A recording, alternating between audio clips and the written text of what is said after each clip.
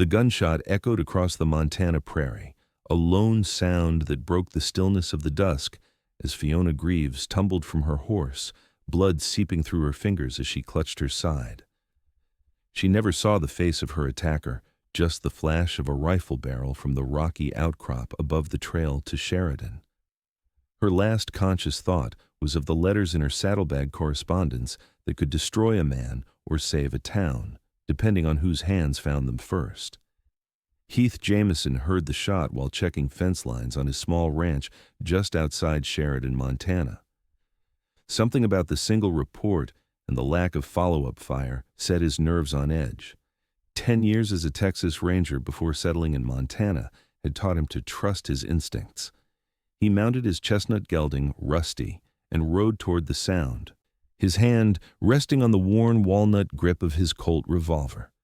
The year was 1878, and Sheridan was like many frontier towns in the West, growing, hungry for progress, but not immune to the shadows of corruption and violence that plagued such settlements.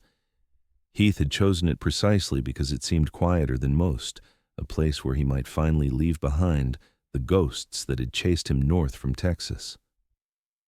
When he crested the hill overlooking the main trail, the fading light revealed a riderless horse grazing nervously near a still form on the ground.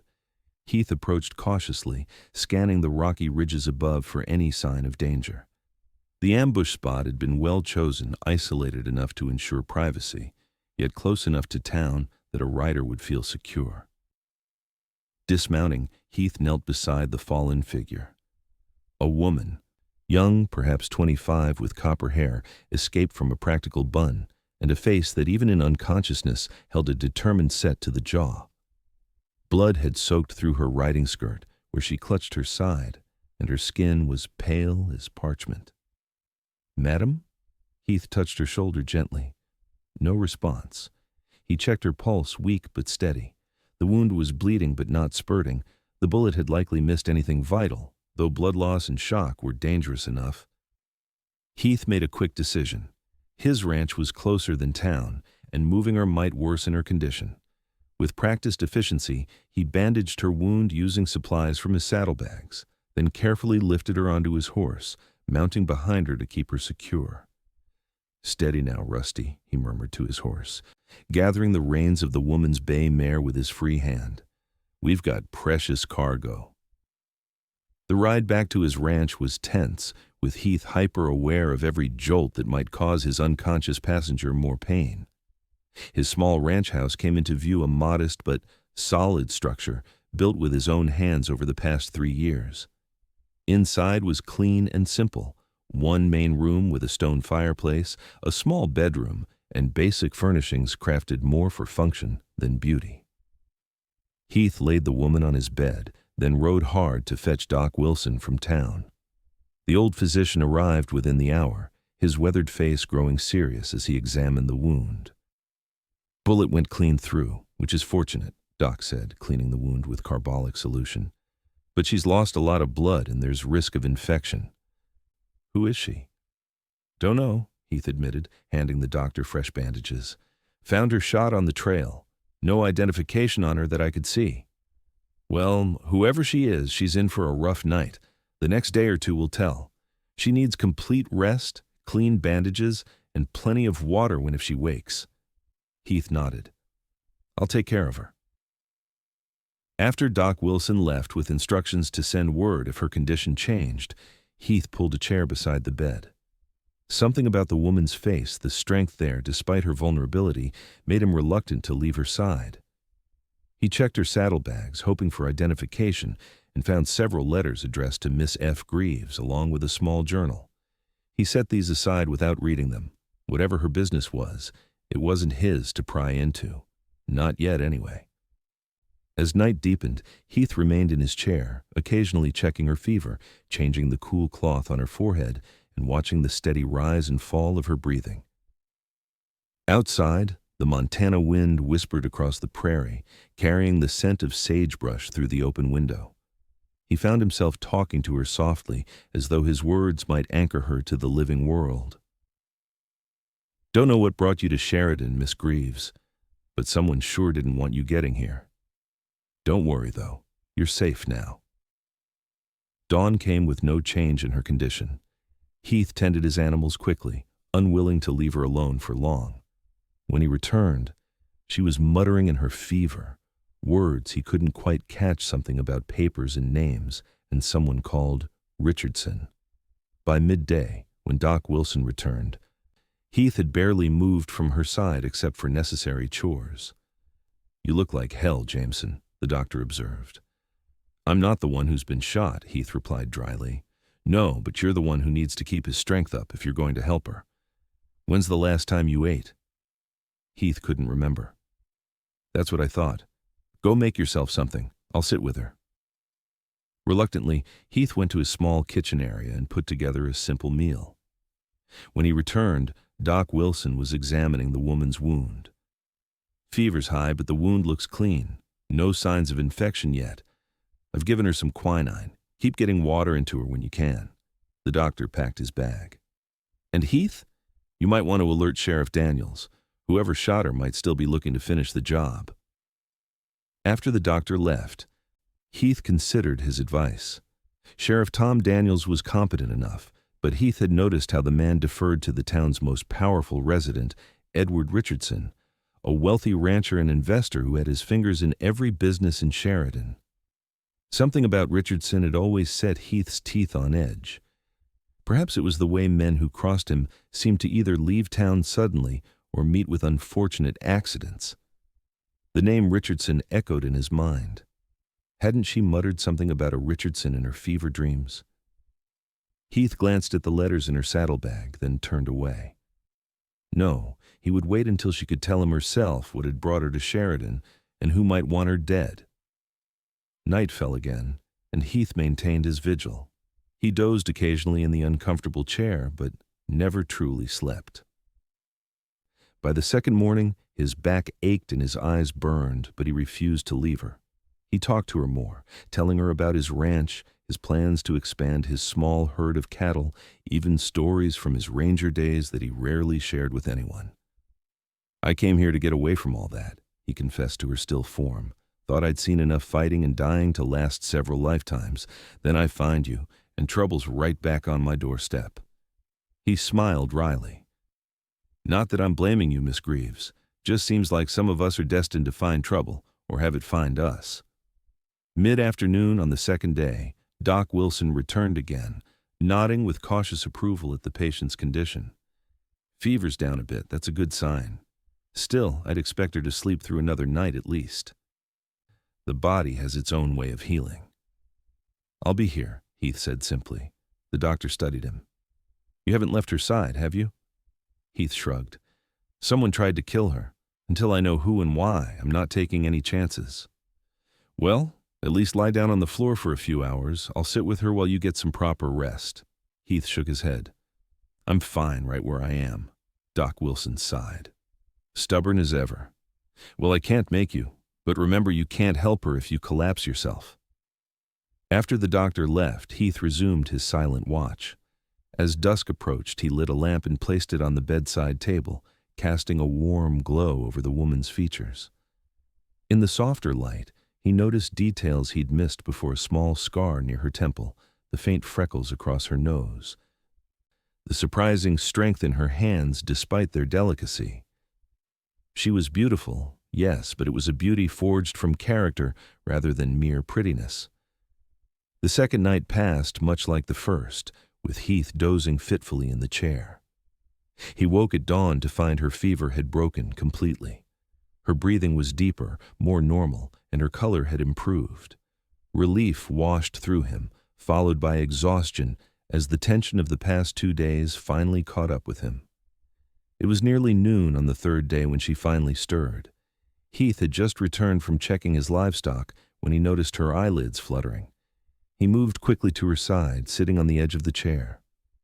"Miss Greaves," he said softly, "can you hear me?"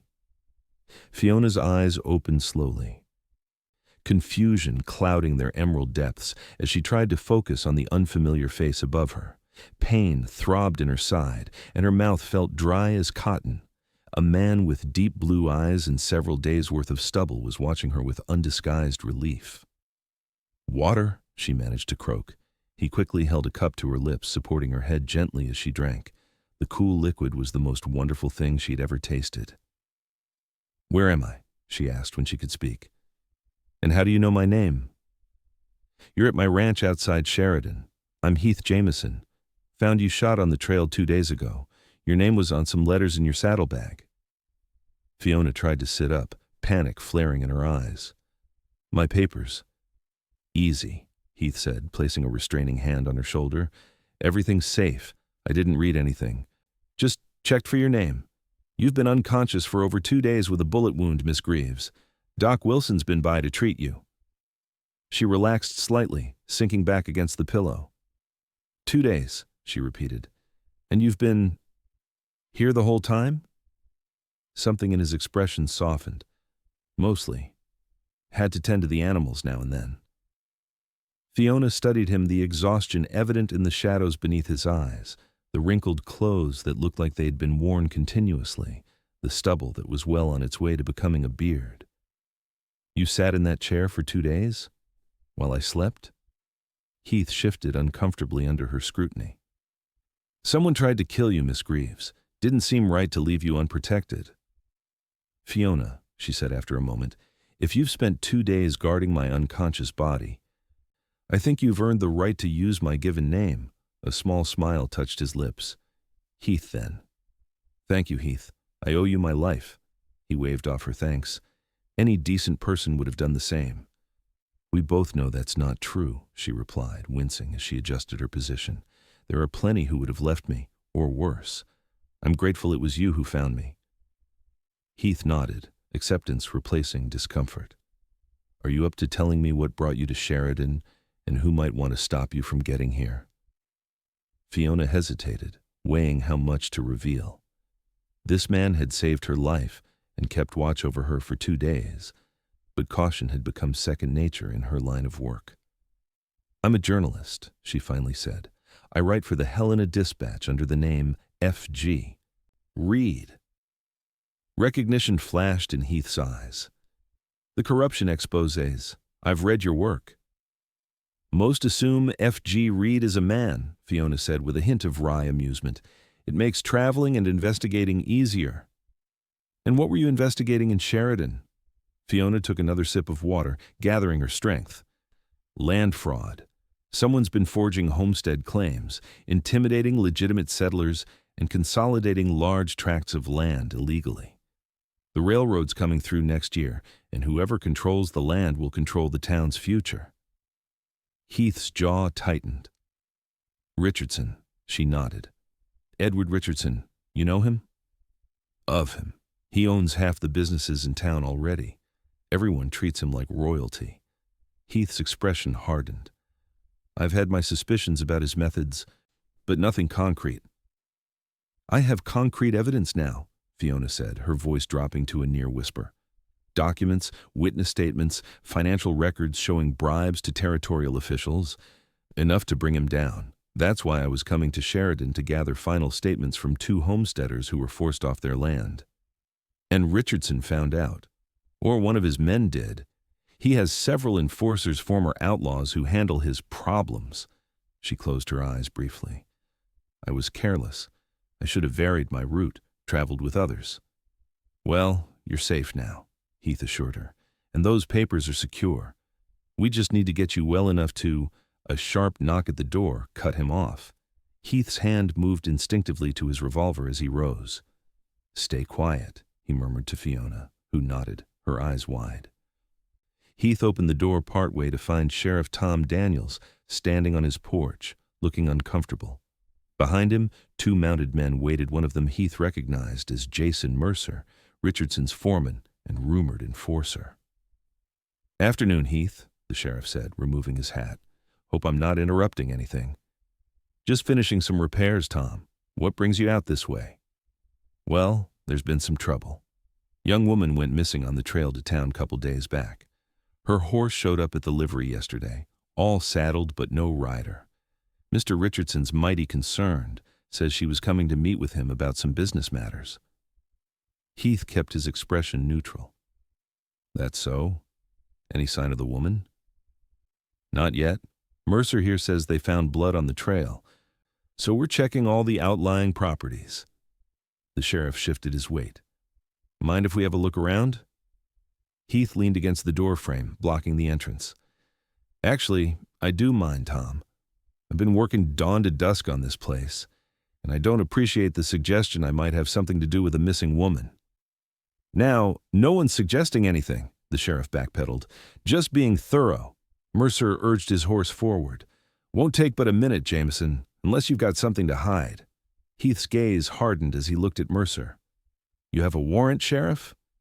Well, no, but then I'm afraid I'll have to ask you to respect my property rights. If the young lady turns up, I'll be sure to let you know. Sheriff Daniels looked uncomfortable, but Mercer's face darkened with anger. Richardson won't take kindly to this kind of obstruction, Jameson. I'm not obstructing anything official, Heath replied evenly. Just exercising my rights as a citizen. Good day, gentlemen. He closed the door firmly and listened as the men conferred briefly before the sound of hoofbeats indicated their departure. Only then did he return to the bedroom, where Fiona had pushed herself into a sitting position, her face pale but determined. They know I'm here, she said, her voice tight with pain and urgency. They suspect, but they don't know for certain, Heath corrected. But you're right, it's not safe here anymore. Richardson will send men back, probably tonight, and they won't bother with the sheriff or asking permission.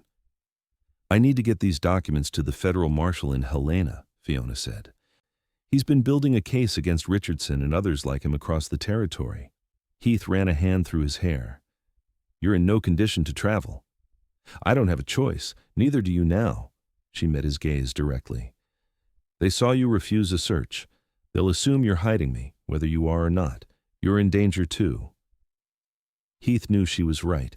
He'd made his choice the moment he found her on that trail. We'll leave at dusk, he decided. There's an old trapper's cabin about 15 miles north, near the foothills. A friend of mine uses it sometimes. We can rest there tonight, then make for Helena tomorrow. Fiona nodded, then hesitated. Heath, I can't ask you to risk yourself further for me. Once we reach the cabin, you could return, say you never found me. He looked at her for a long moment. I was a Texas Ranger for 10 years, Fiona. Left because I got tired of seeing powerful men break the law with impunity while ordinary folks suffered. I'm not walking away from this fight. Something passed between them, then a recognition, perhaps, of kindred spirits who shared not only a sense of justice, but the courage to stand up for it, regardless of the cost. Thank you, she said simply. The next few hours passed in careful preparation. Heath packed essentials, food, extra bandages, ammunition, blankets. He saddled his best horses, Rusty for himself, and a gentle mare named Daisy for Fiona. As dusk approached, he helped her dress in a spare shirt and trousers of his, which were comically large but more practical for riding than her blood-stained skirt. I've scandalized society many times with my writing, Fiona remarked as Heath helped her button the shirt, her fingers still too weak and shaky for the task. But never quite like this. Despite the gravity of their situation, Heath chuckled. Frontier fashion at its finest, Miss Greaves. Getting her onto the horse was a painful process that reopened her wound slightly. Heath rebandaged it tightly, concern evident in his face. I'll manage, Fiona assured him, gripping the saddle horn with white knuckles. I've endured worse for a story. As the first stars appeared in the deepening blue sky, they set out, heading away from the main trail and taking a route through the rolling hills that would be harder to follow. Heath led the way, frequently looking back to check on Fiona, who rode with grim determination despite the pain evident in her tightly drawn features. They had covered perhaps 5 miles when Heath heard hoofbeats approaching from the direction of his ranch. He quickly led them into a dense stand of cottonwoods beside a creek. Stay here, he whispered, helping Fiona dismount and settle against a tree. Don't move or make a sound. He led the horses deeper into the trees, then crept back to the edge of the copse, his colt drawn. Minutes later, 4 riders passed within 100 yards, silhouetted against the night sky. Even in the darkness, Heath recognized Mercer's distinctive bulk, The men were moving fast toward his ranch, clearly expecting to catch him unprepared. When they had passed, Heath returned to Fiona, who had drawn her own small derringer from her boot. "You're full of surprises," he remarked, helping her back onto Daisy. "A woman in my profession can't be too careful," she replied, tucking the weapon away. "Were they Richardson's men?" "Yes, they'll find the ranch empty and start searching. We need to keep moving." The next few hours were among the most challenging of Fiona's life. Each hoofbeat sent waves of pain through her wounded side, and the night air chilled her feverish body. Yet she found strength in Heath's steady presence beside her, in the way he checked on her constantly, finding water when she needed it and encouraging her when her strength flagged. "Tell me about your ranch," she asked during one rest stop, needing conversation to distract her from the pain. Heath's face softened in the moonlight. "It's not much, 80 acres, small herd of cattle, good water source. But it's mine, free and clear, first thing I've ever truly owned." "It suits you," Fiona said. "You strike me as a man who values independence." "What about you?" Heath asked as they continued riding. "How does a woman become an investigative journalist in a world that prefers ladies to stick to household advice columns?" Despite her discomfort, Fiona smiled. "My father was a newspaper editor in St. Louis. He had no sons, so he taught me everything he knew. When he died, no one would hire me as an editor, so I started writing freelance pieces under my initials. The Helena Dispatch was the first paper brave enough to publish my investigations." "Brave or smart?" Heath asked. "Your articles are well-researched, compelling. They get results." "Sometimes," she acknowledged, "though men like Richardson often escape justice. They have too much money, too many friends in high places." "Not this time," Heath said firmly. "Not if I can help it." It was nearly midnight when they reached the trapper's cabin, a sturdy if rustic structure nestled against a hillside. Heath helped Fiona inside and quickly built a fire in the small stone fireplace, while she sank gratefully onto a rough-hewn bench. "It's not much," he apologized, lighting a lantern. "But it's solid and hidden. Richardson's men won't find us here." "It's perfect," Fiona said sincerely, too exhausted to care about comfort. Her wound was throbbing viciously, and she could feel fresh blood seeping through the bandage. Heath noticed immediately. "You're bleeding again. Let me check that wound." He helped her lie down on a narrow cot while he gathered water from the nearby stream and heated it over the fire. His touch was surprisingly gentle as he cleaned and rebandaged the injury, his forehead creased with concern. "You need rest," he said when he finished. "Real rest, not horseback riding through the night." "We can't stay here long," Fiona reminded him, though her body cried out for the rest he offered. "Just until dawn," Heath promised. "Then we'll head for Helena. It's about 50 miles a long day's ride for someone healthy." He didn't need to say what they both knew. In her condition, it would be a nearly impossible journey. "I'll make it," Fiona said with more confidence than she felt. "Too much depends on these documents." Heath nodded, understanding in his eyes. "Try to sleep. I'll keep watch." Despite her determination to stay awake and discuss their plans, exhaustion and pain overcame Fiona. She drifted into a fitful sleep, vaguely aware of Heath moving about the cabin, checking the horses, securing the door. In her dreams, she was running through endless corridors, pursued by faceless men, the precious documents clutched to her chest growing heavier with each step. Just as they were about to catch her, a door appeared, and behind it stood Heath, hand outstretched. Safety.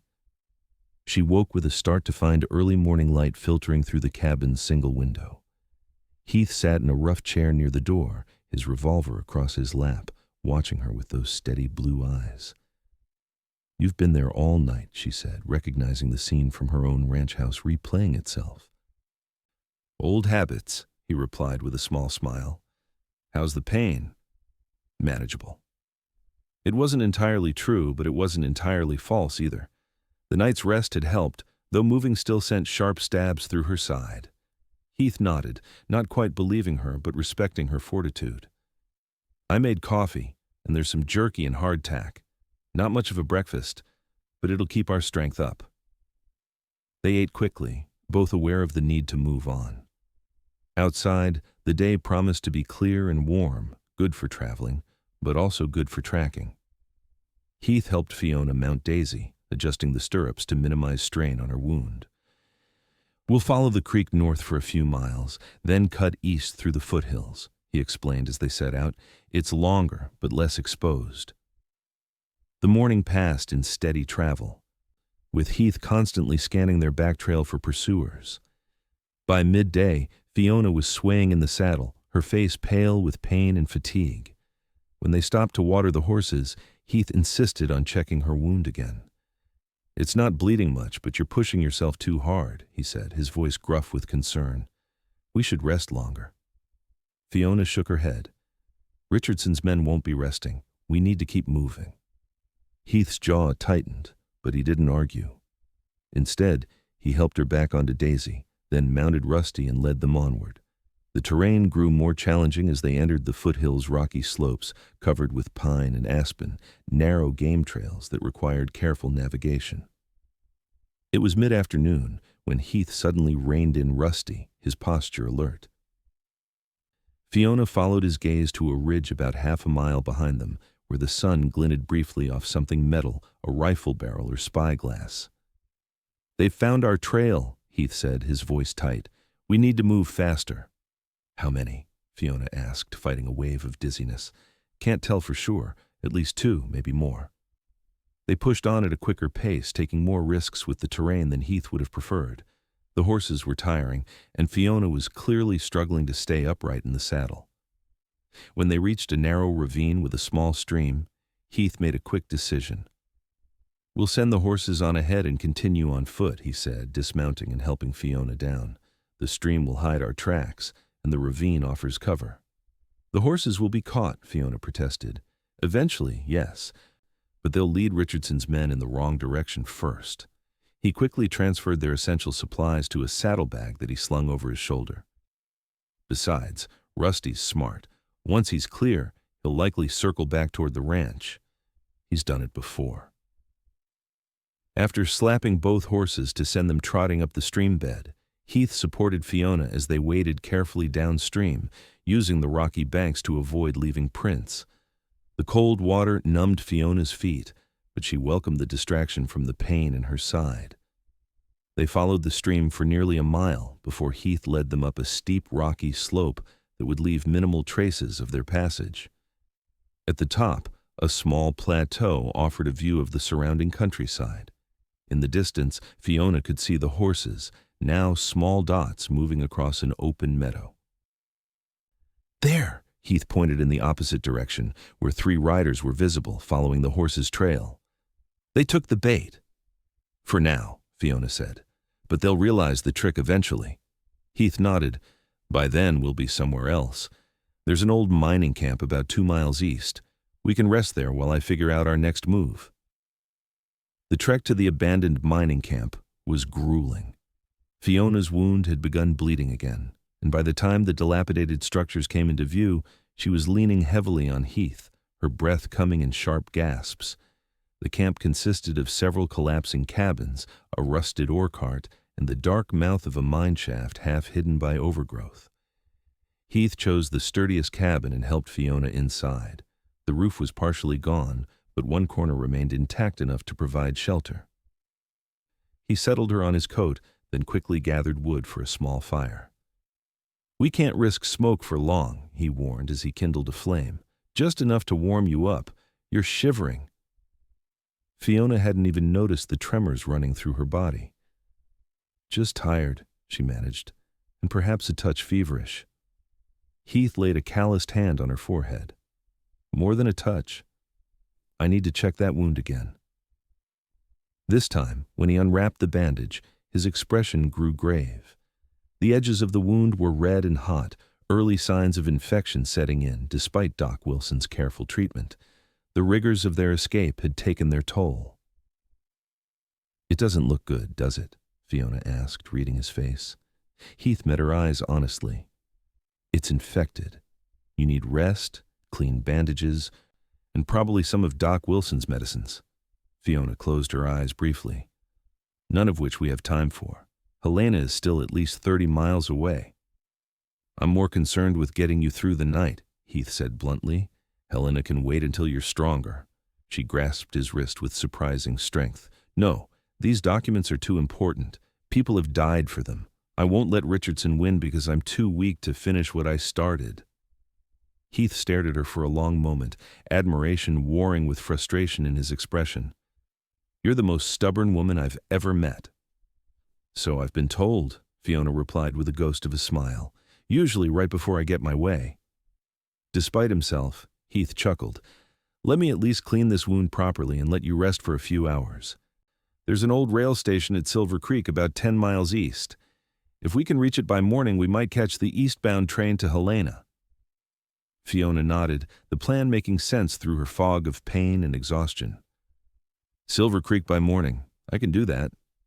Heath used the last of their clean water to wash her wound, then bandaged it with strips torn from his spare shirt. He fed the fire carefully, keeping it small but hot enough to provide warmth against the cooling mountain air.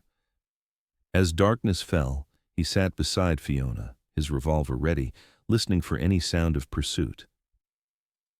Tell me about Texas, Fiona said softly, needing conversation to stay alert through the waves of pain. Why did you leave? Heath was quiet for so long she thought he might not answer. When he did, his voice was low, reflective. I joined the Rangers young, full of ideals about justice and protecting the innocent. For a while it was everything I'd hoped for. We tracked outlaws, helped settlers, kept the peace as best we could. He paused, stirring the small fire with a stick. Then things changed. New leadership came in with different priorities. Suddenly, we were protecting wealthy ranchers against small homesteaders, evicting families who'd worked their land for years because some corporate interest had a better claim. The last straw was a raid on a settlement of Mexican farmers. They had legal deeds, but a cattle baron wanted their water rights.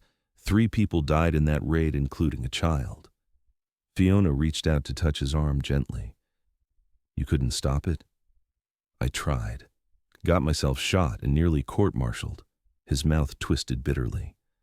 Afterward, I couldn't wear the badge anymore. Headed north and never looked back.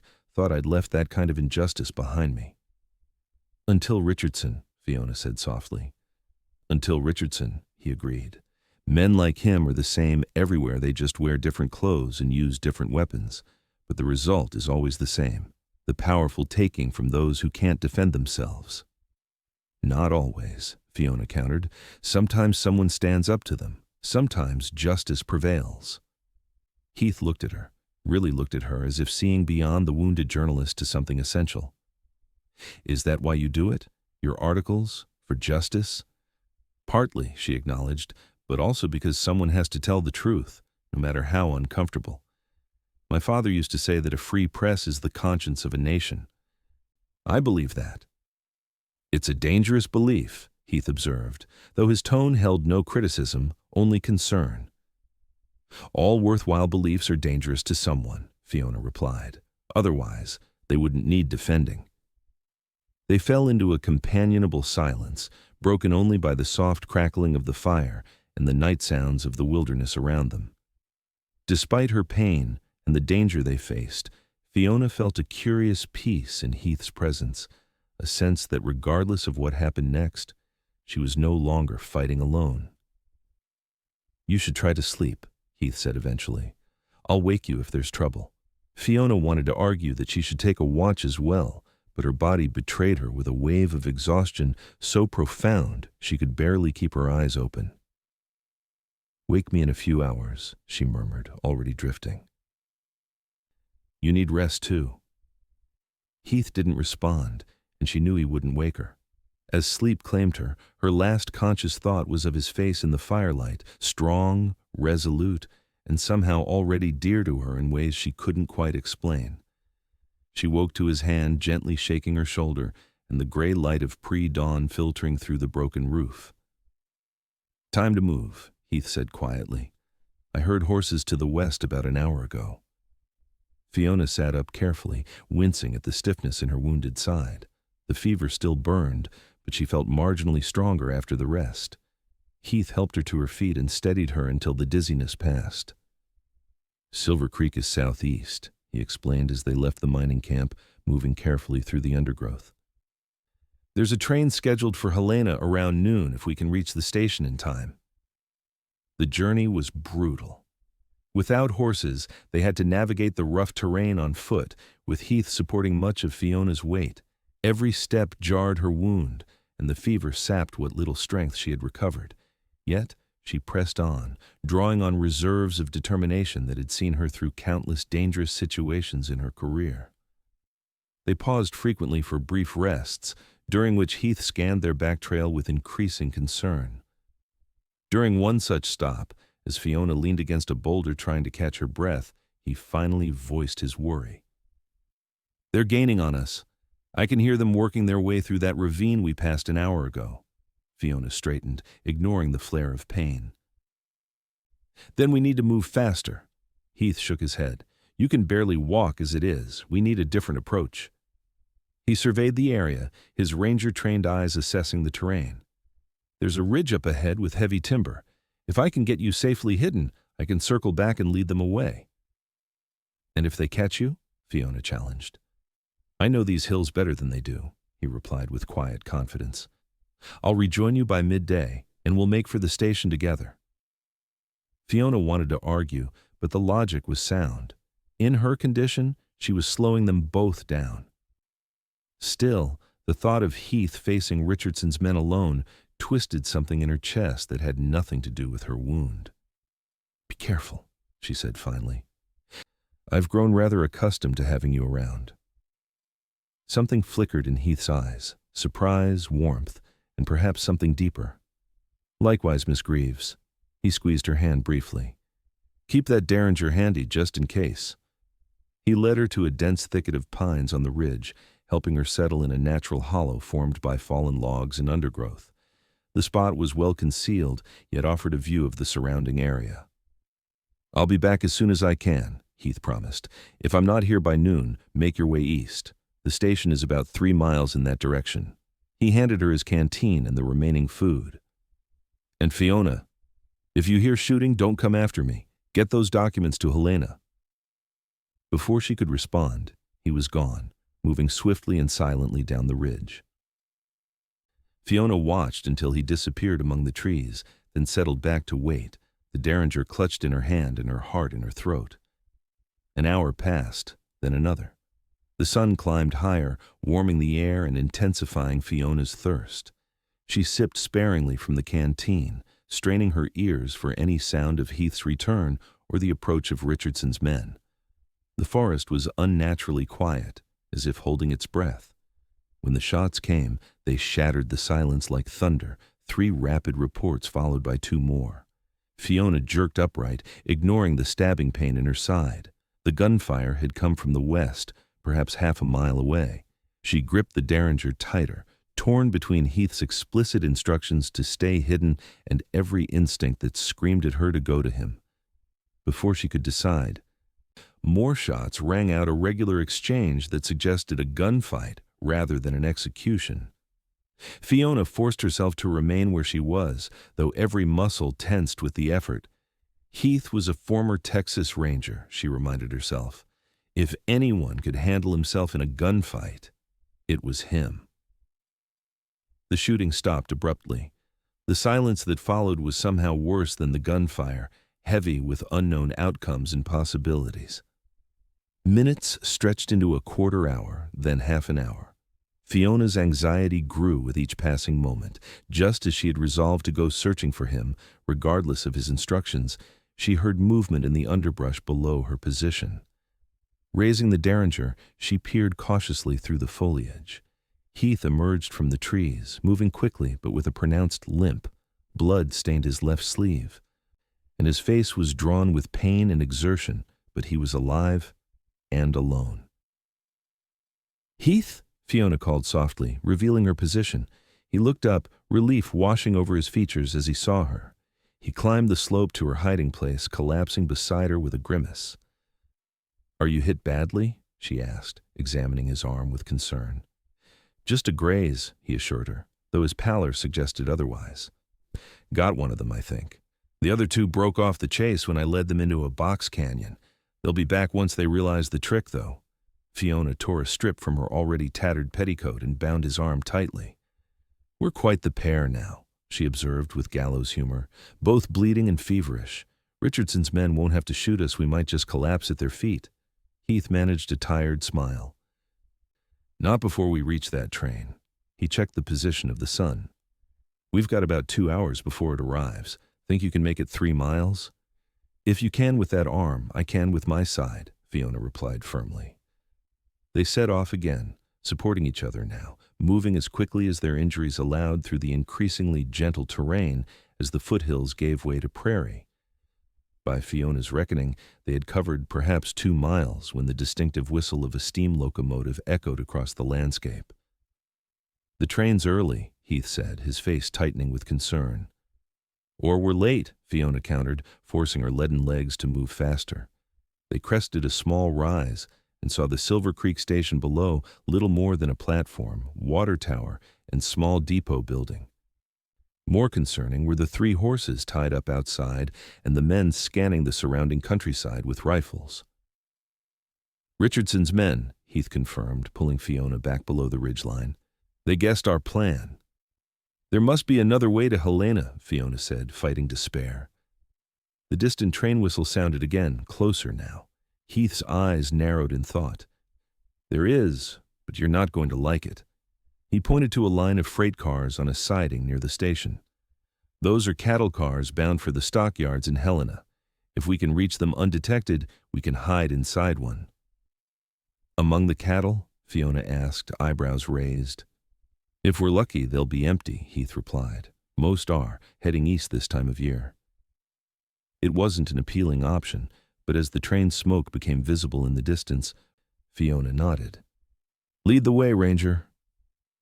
They circled wide around the station, using a shallow drainage ditch for cover, until they reached the siding where the freight cars waited. The nearest car was indeed empty, its sliding door partially open. Heath boosted Fiona inside, then pulled himself up with a suppressed groan as his wounded arm took the strain. The interior was rank with the lingering smell of cattle, but blissfully vacant. They retreated to the far corner, concealing themselves behind some loose hay bales as the locomotive pulled into the station, its brakes hissing steam. Through gaps in the wooden slats of the car, they watched as Richardson's men boarded the passenger cars, clearly intending to search for them. Minutes later, they felt a jolt as the cattle cars were coupled to the main train. With a series of clanks and hisses, the train began to move, gathering speed as it pulled away from Silver Creek Station. We made it, Fiona breathed, sagging against Heath as tension drained from her body. Not quite yet, he cautioned. Those men will search the train. We need to stay hidden until we reach Helena. Despite the discomfort and danger, Fiona found herself smiling. Still, it's progress, and a chance to rest before the next crisis. Heath chuckled softly, his arm coming around her shoulders to brace her against the swaying of the car. You have a remarkable way of finding silver linings, Miss Greaves.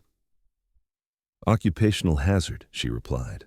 Hard to be an investigative journalist without some optimism that truth will prevail in the end. They settled as comfortably as possible among the hay bales, both exhausted beyond measure.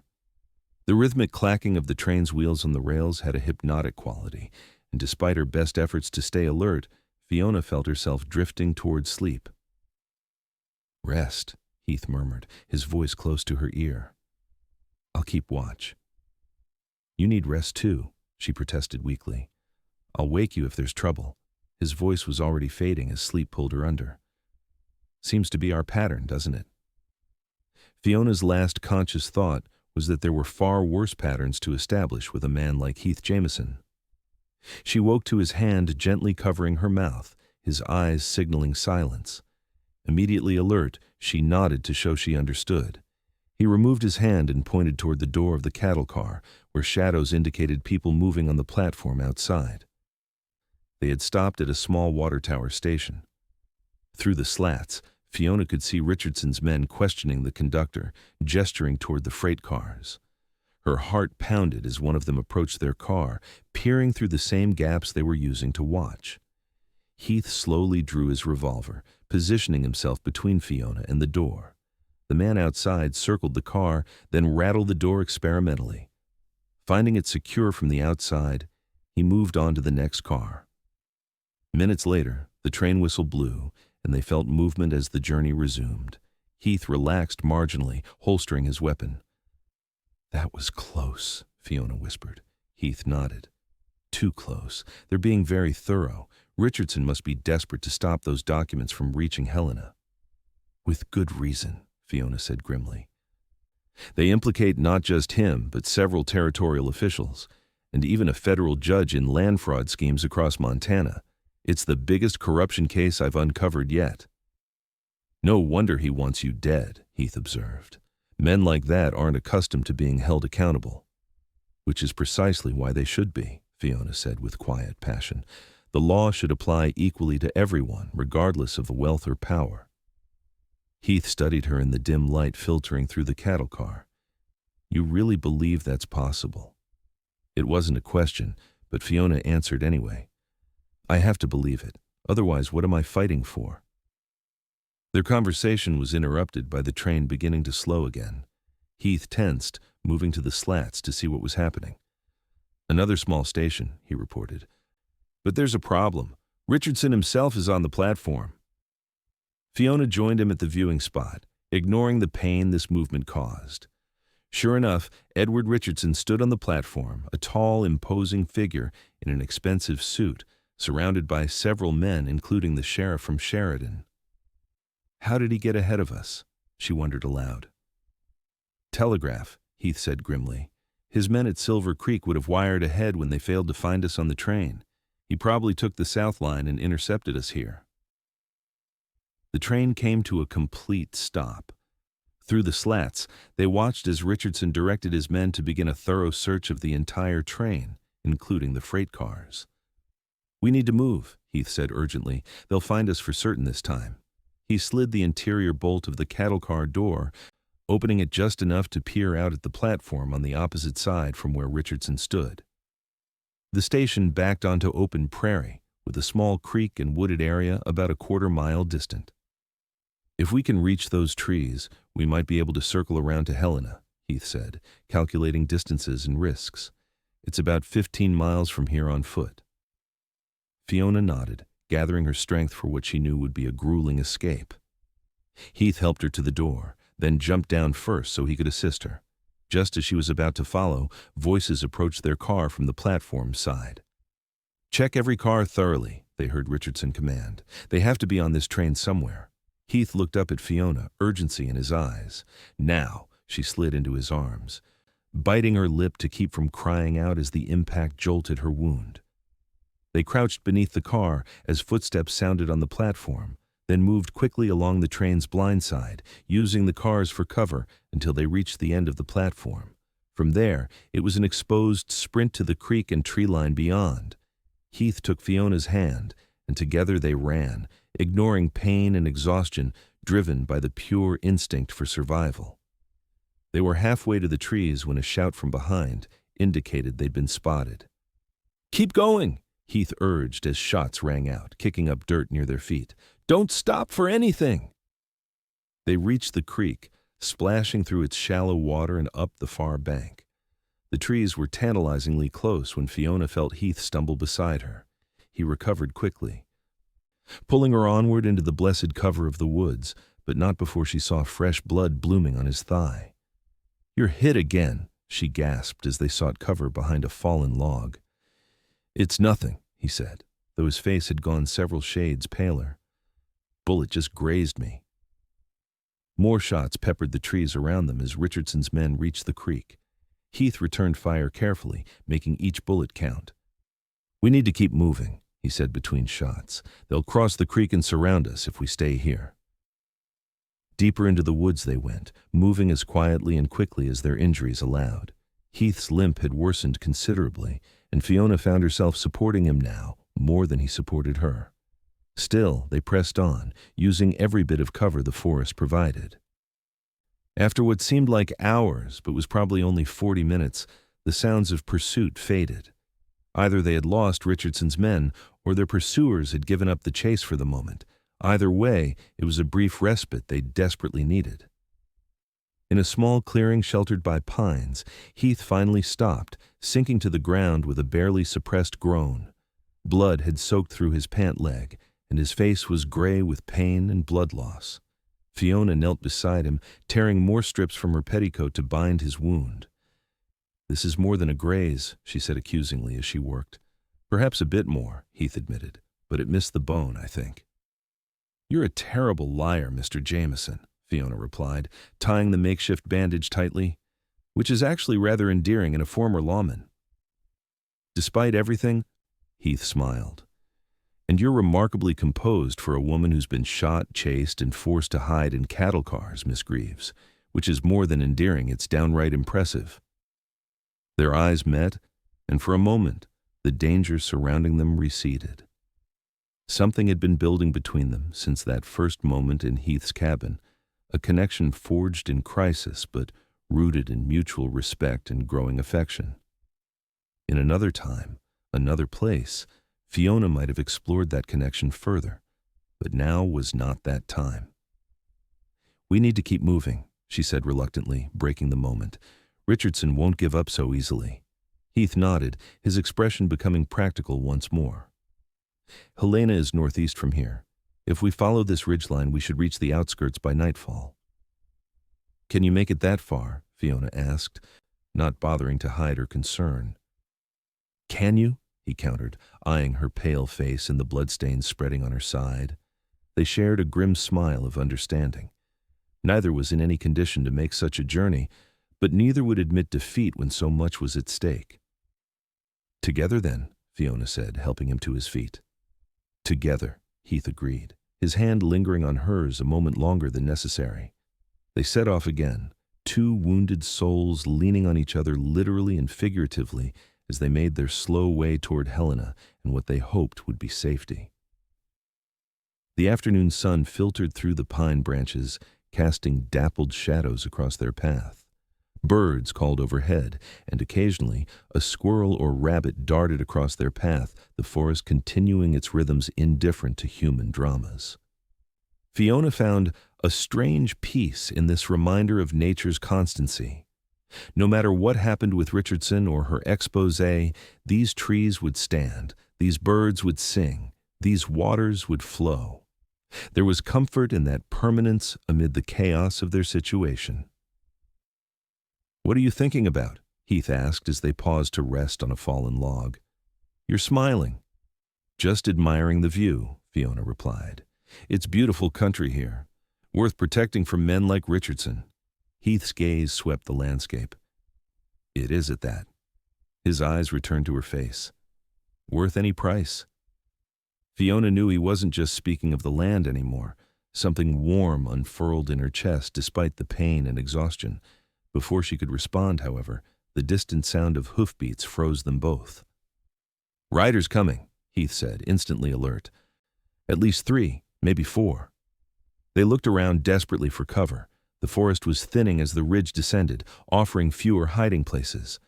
About 50 yards ahead, a tumble of boulders provided the only significant concealment. "There," Heath pointed. "If we can reach those rocks, we might be able to hold them off." They made it to the boulders just as the riders came into view below 4 men, including Richardson himself, moving carefully up the slope. Heath positioned Fiona in a protected crevice between 2 large rocks, then took up a defensive position with a clear line of fire.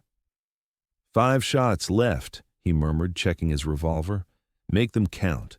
Fiona drew her derringer. 2 more here, small caliber but better than nothing." Heath gave her a quick, fierce look. "If this goes badly, promise me you'll get those documents to Helena, no matter what happens to me." "Heath, promise me, Fiona, this is bigger than either of us." She swallowed hard, then nodded. "I promise, but it won't come to that." He squeezed her hand briefly, then turned his attention back to the approaching riders who had dismounted and were now advancing on foot, using trees for cover. "Richardson!" Heath called out, his voice strong despite his condition. "We just want safe passage to Helena. No one else needs to get hurt today." "I'm afraid that's not possible, Mr. Jameson," Richardson's cultured voice replied from behind a large pine. Miss Greaves has something that belongs to me. Once she returns it, you're both free to go." Fiona's laugh was bitter. "We both know that's a lie, Richardson. You're not the type to leave witnesses." "You're making this unnecessarily difficult," Richardson called. "Those documents won't help you now. My men control the approaches to Helena. Even if you somehow manage to evade us here, you'll never reach the federal marshal." As he spoke, his men were spreading out, attempting to flank their position. Heath fired a warning shot that sent one man diving for cover. "Next one won't miss," he warned. "Back off, all of you." For several tense minutes, a standoff ensued. Heath conserved his ammunition, firing only when one of Richardson's men tried to advance. But Fiona could see the situation was hopeless. They were outnumbered, outgunned, and in no physical condition to withstand a prolonged siege. Just as despair began to creep in, the distant sound of multiple horses approaching from the northeast caught everyone's attention. Richardson signaled his men to hold their positions as all eyes turned toward the new arrivals. 6 riders appeared on the ridge above uniformed men, led by a stern-faced individual with a federal marshal's badge prominently displayed on his chest. They rode directly toward the standoff, weapons ready. "Marshal Jenkins," Fiona breathed, recognition and relief flooding her voice. "But how?" "Edward Richardson," the marshal called out, his voice carrying authority across the clearing. "You and your men drop your weapons immediately. You're surrounded and under arrest." Richardson's face contorted with rage. For a moment it seemed he might order his men to fight, but as more riders appeared on the surrounding ridges, he clearly recognized the futility of resistance. With a curt nod to his men, he lowered his weapon. "This is a misunderstanding, Marshal," Richardson began, his voice regaining its customary smoothness. "We were merely—" "Save it for the judge, Richardson," Marshal Jenkins interrupted. "We've been building a case against you for months. Miss Greaves's evidence is just the final piece." As Richardson and his men were disarmed and secured, Jenkins approached the boulder where Heath and Fiona had taken cover. His weathered face showed surprise at their condition. "Miss Greaves, you look like you've been through hell. Mr. Jameson, I presume?" he added, nodding to Heath. "How did you find us?" Fiona asked as Heath helped her to her feet. "When you didn't arrive on yesterday's train as planned, I got worried," Jenkins explained. "Then we intercepted a telegraph to Richardson mentioning a search for you on today's train. Wasn't hard to figure out you might be in the area, so we organized a search party." He gestured to a young deputy. "Carter here will escort you both to Helena. We've got a wagon waiting at the base of the ridge. You both need medical attention." As they made their slow way down to the waiting wagon, Fiona reached into her boot and pulled out a small oilskin packet. "The documents," she said, handing them to Jenkins. "Everything you need to prosecute Richardson and his associates." Jenkins took the packet reverently. "You've done a great service to Montana Territory, Miss Greaves. These land frauds have been strangling honest development for years." "It was worth it," Fiona said, her eyes meeting Heath's. "Every moment." The journey to Helena passed in a blur for Fiona. The pain and fever that she'd been suppressing through sheer willpower finally overwhelmed her as the wagon jolted over the rough trail. Heath sat beside her, his own condition little better, but his presence unwavering. Somewhere along the way, his hand found hers, their fingers intertwining in a grip that anchored them both. Helena's best doctor attended them both upon arrival. Fiona's wound was properly cleaned and stitched, Heath's leg and arm injuries similarly treated. For the first time in days, they slept in real beds, though in separate rooms of the town's finest hotel, courtesy of Marshal Jenkins. Fiona slept for nearly 2 days straight, her body finally surrendering to the healing it desperately needed. When she finally woke, sunlight was streaming through lace curtains, and a familiar figure sat in a chair beside her bed. "You're still here," she murmured, her voice hoarse from disuse. Heath looked up from the book he'd been reading, his face lighting with relief. "Where else would I be?" "Most men would have run far and fast after what we went through," Fiona observed, struggling to sit up. Heath helped adjust her pillows, his hands gentle. "I'm not most men." No, she agreed softly. You're certainly not. She noticed he was dressed in fresh clothes, his wounds properly bandaged, though he still moved with care. Your leg? Healing, he assured her.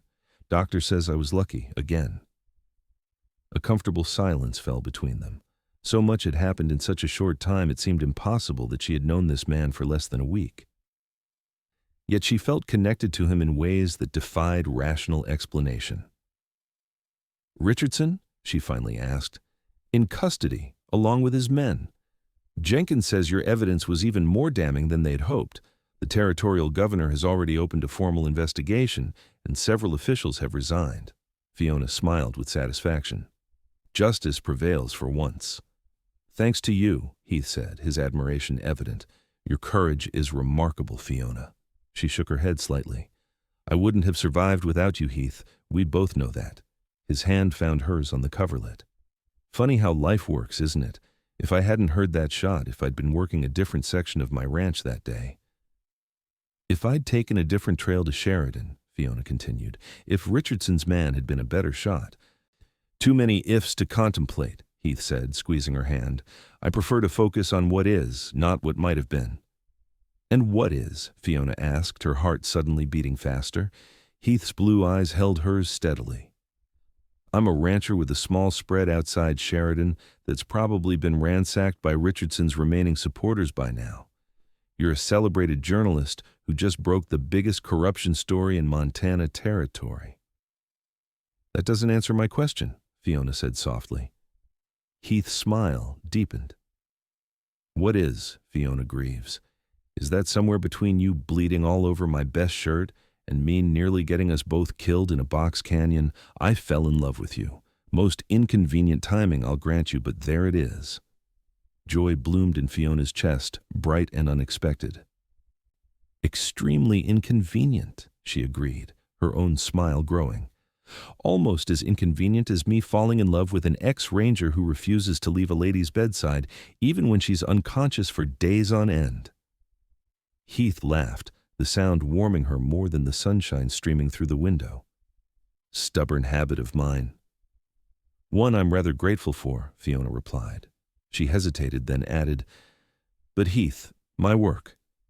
I can't simply abandon it, not even for— I would never ask you to, he interrupted, his expression serious now.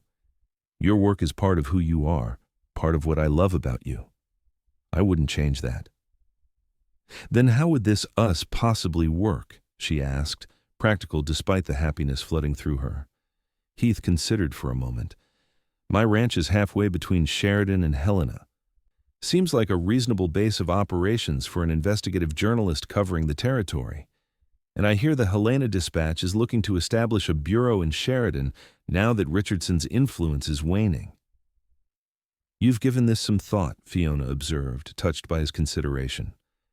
Had 2 days of sitting by your bedside with nothing to do but think, he reminded her with a gentle smile, and pray that you'd wake up so I could tell you. Fiona reached up to touch his face, her fingers tracing the strong line of his jaw. I'm awake now. Heath leaned forward, his lips meeting hers in a kiss that held both tenderness and promise. The first of many such kisses they would share in the years to come. When he finally drew back, his eyes were bright with emotion and future plans.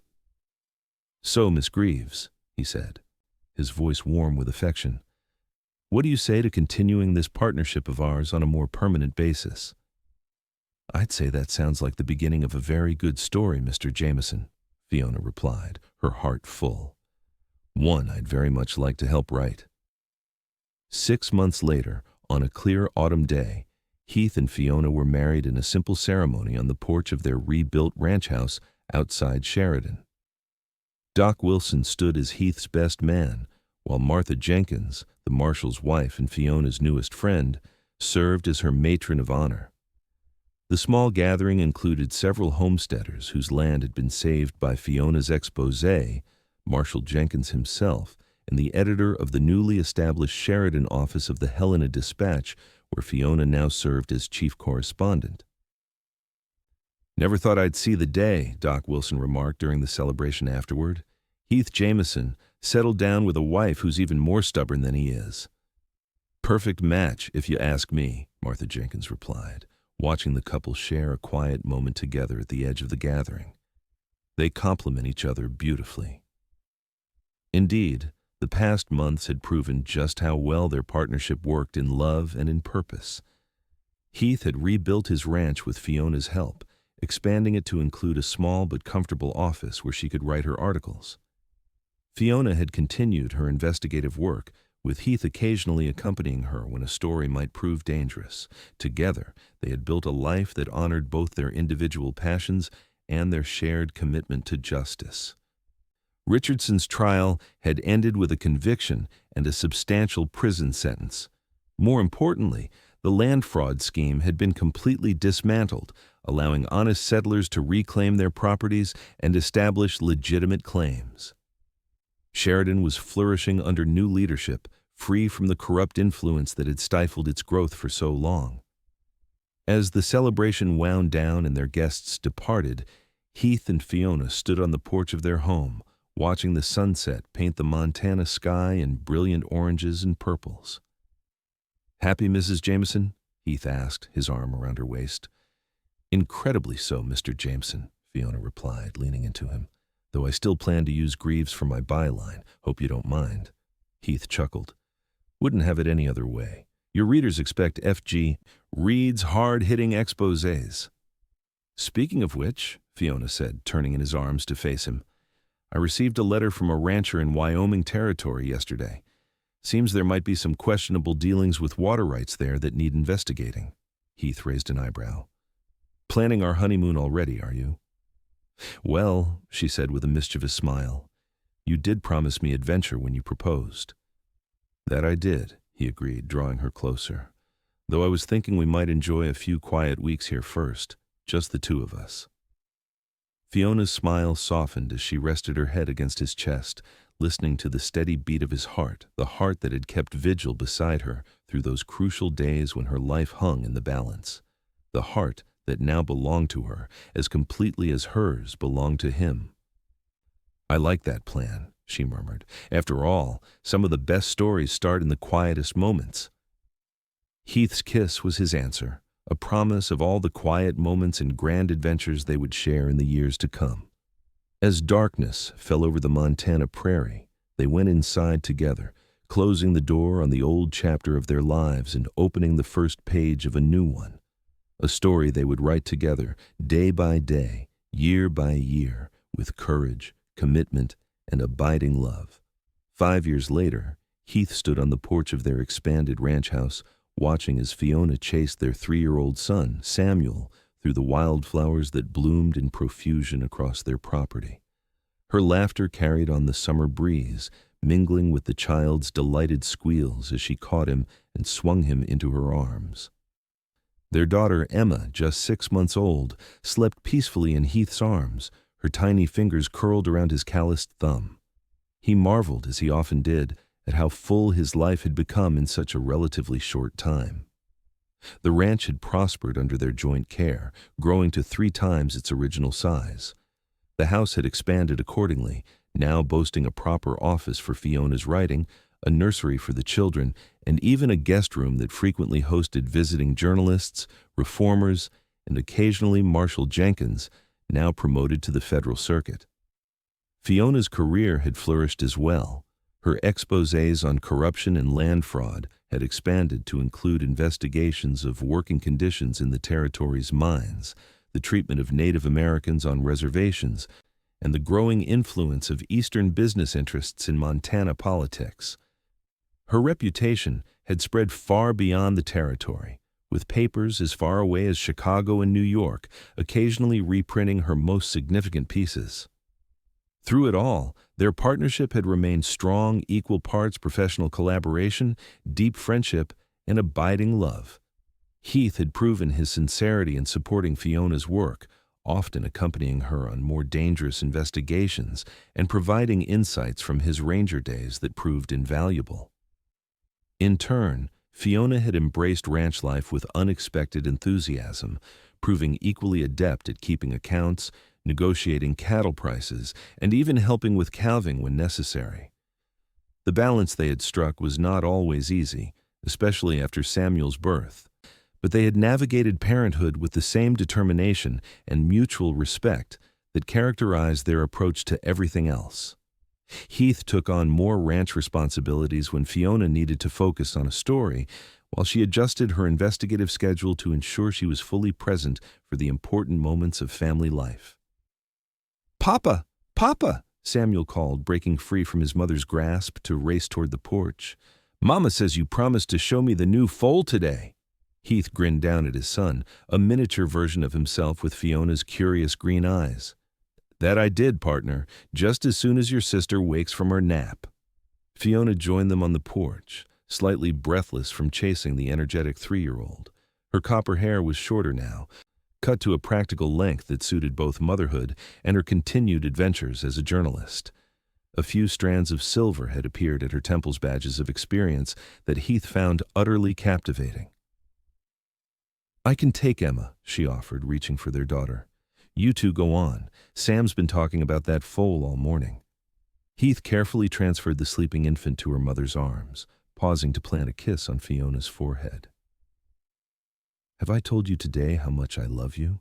he murmured. "Only twice," she replied with a smile that still made his heart skip.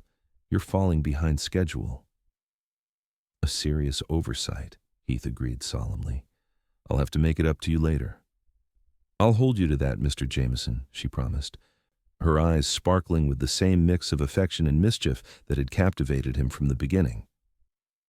As Heath led an excited Samuel toward the barn, he reflected on the journey that had brought them here, from that desperate moment on a dusty trail when he'd found a wounded stranger who would change his life, to the quiet contentment of this perfect summer day, surrounded by the family they had built together.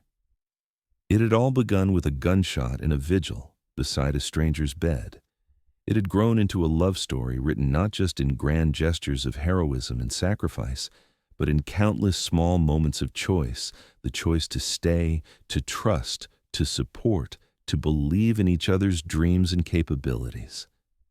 Samuel's small hand in his, the sound of Fiona's humming as she settled on the porch swing with Emma, the vast Montana sky stretching endlessly above their home, these were the rewards of those choices, the precious gifts of a life lived with courage and love.